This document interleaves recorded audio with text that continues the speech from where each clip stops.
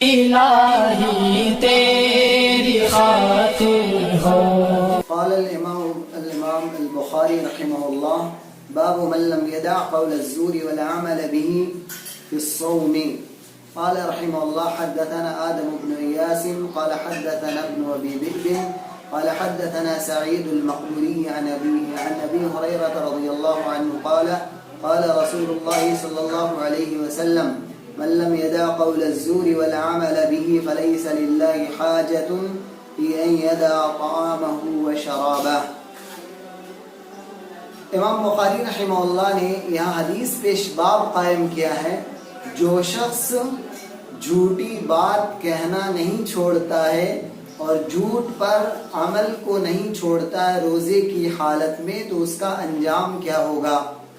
امام بخاری رحمہ اللہ نے ابو ہریرہ رضی اللہ عنہ سے یہ حدیث نقل کی ہے۔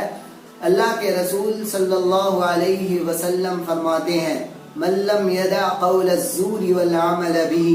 جو شخص جھوٹی باتیں بیان کرنا نہیں چھوڑتا ہے، جو شخص جھوٹی باتوں میں لگا ہوا رہتا ہے، جھوٹ بولتا رہتا ہے، والعمل به، اور جھوٹ کے مطابق عمل بھی کرتا ہے، دوسروں کو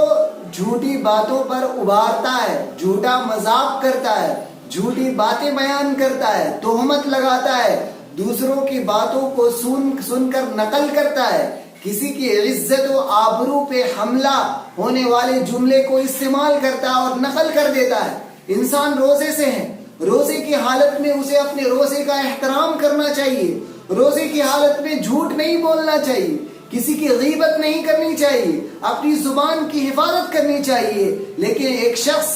آج ہمارے معاشرے کے اندر اپنی زبان کی حفاظت نہیں کرتا ہے، جھوٹ بولتا ہے، غیبت کرتا ہے، چغلی کرتا ہے، کسی پہ تہمت لگاتا ہے، اور ہمارے معاشرے کے اندر چغل خوری اور دوسروں کی باتوں کو نقل کرنا یہ بہت زیادہ عام ہے۔ عام طور سے لوگ چغل خوری کہتے ہیں، لیکن چغل خوری کا معنی نہیں سمجھتے ہیں، اور چغل خوری کا اصل معنی یہ ہوتا ہے جس کو عربی زبان میں نمیمہ کہتا ہے، نقل کلام الغیر علی وجہ الافساد، کہ کسی کی بات کو نقل کر دینا فساد پھیلانے کے لیے، دو بھائیوں کے درمیان لڑائی لگوانے کے لیے، دو مسلمان کے درمیان نفرت پھیلانے کے لیے، عداوت پھیلانے کے لیے اگر انسان اپنی باتوں کو نقل کرتا ہے۔ اور معاشرے کے اندر بہت زیادہ جھوٹ عام ہے، ایک شخص جھوٹ کسی تعلق سے کہہ دیتا ہے اور دوسرا شخص سنتا ہے اور تیسرے سے نقل کر دیتا ہے، تیسرا چوتھے کے سامنے نقل کر دیتا ہے، اسے اپنے روزے کا کوئی خیال نہیں ہوتا ہے، وہ خبر اصل میں حقیقت میں جھوٹ ہے، جس مسلمان کے تعلق سے وہ بات پھیلائی گئی ہے، کہی جا رہی ہے، وہ حقیقت میں جھوٹ ہے، فریب ہے، اسے بدنام کیا جا رہا ہے۔ وہ ایک شخص ایک مسلمان روزے کی حالت میں دوسرے سے سنتا ہے اور اس کو نقل کر دیتا ہے، وہ گنہگار ہو جاتا ہے، وہ انسان کبیرہ گناہ کا مرتکب ہو جاتا ہے، خود بھی جھوٹ بولتا ہے اور وہ جھوٹ کو نقل کرتا ہے، نقل کرواتا ہے، اس کا مذاق اڑاتا ہے، اس پر ہنستا ہے، سنتا ہے اور خاموش رہتا ہے، دوسرے کو جھوٹ کہتے ہوئے سننے کے باوجود وہ روکتا نہیں ہے۔ اللہ کے رسول صلی اللہ علیہ وسلم نے فرمایا من لم يدع قول الزور والعمل به، جو شخص جھوٹ بولنا بند نہیں کرتا ہے، جھوٹ پر عمل کرنا نہیں چھوڑتا ہے، فلیس للہ حاجہ، اللہ تعالیٰ کو ایسے شخص کے روزے کی کوئی حاجت اور ضرورت نہیں ہے کہ وہ کھانا پینا چھوڑ دے، اپنے پیاسا رہے، بھوکا رہے۔ اللہ تعالیٰ کو ایسے شخص کے روزے کی ضرورت نہیں ہے۔ روزے کی حالت میں اپنی زبان کی حفاظت کرنا چاہیے، جس طرح سے انسان کھانے پینے سے اپنے آپ کو روک لیتا ہے، جو اس انسان کی جسم کی ضرورت ہے، اسی طرح سے انسان کی روح کی جو ضرورت ہے وہ جھوٹ بولنے سے بچنا چاہیے،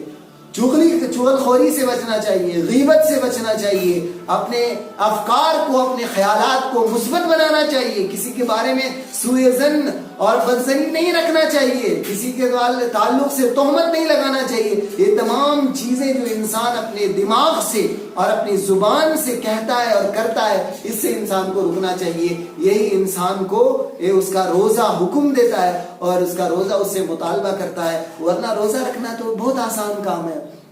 روزہ اگر کھانے پینے سے رک جانے کا نام ہوتا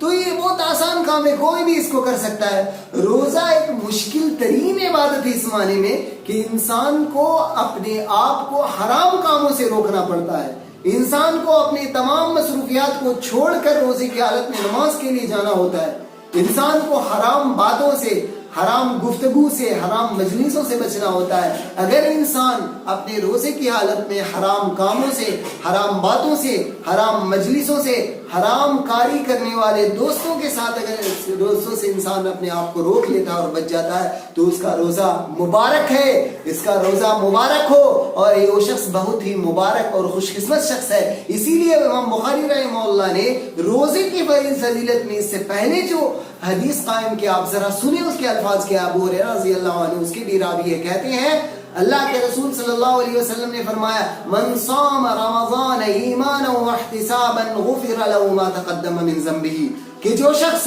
روزہ رکھتا ہے ایمان کے ساتھ، یعنی وہ یقین رکھتا ہے کہ اللہ تعالیٰ نے روزہ اس پر فرض کیا ہے، روزہ کسی انسان کا فرض کردہ نہیں ہے، اللہ روزے کے فرض ہونے پر یقین کرتا ہے، اللہ کے رسول صلی اللہ علیہ وسلم پر ایمان رکھتا ہے، اللہ پر ایمان رکھنے کے ساتھ، روزہ کے صحیح ہونے کے ساتھ اگر وہ روزہ رکھتا ہے واحتساباً، اور اللہ تعالیٰ سے ثواب حاصل کرنے کے لیے، اس لیے روزہ نہیں رکھتا ہے کہ روزہ رکھنے سے بہت سارے اطباء اور ڈاکٹر کہتے ہیں کہ